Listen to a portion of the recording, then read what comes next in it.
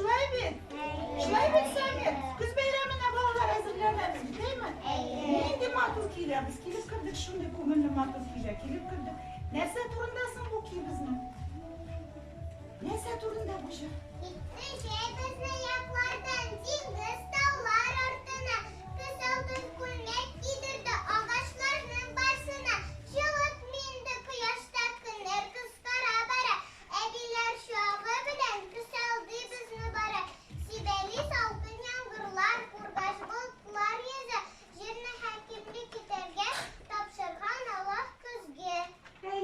Sapsarı ağaçın yaprakları, şirinse yavan yaprak, bizim açmış yaprakları.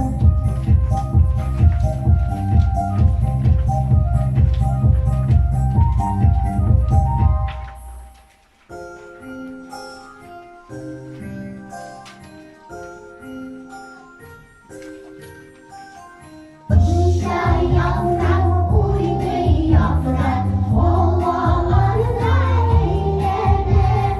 Bugün, bugün, bugün, bugün, yapraklarını eyleme. Bugün, bugün, bugün, bugün, yapraklarını eyleme. Sarı sarı sapsarı ağaçın yaprakları, şirinse yavan yaprak, üzüm atmış yaprakları.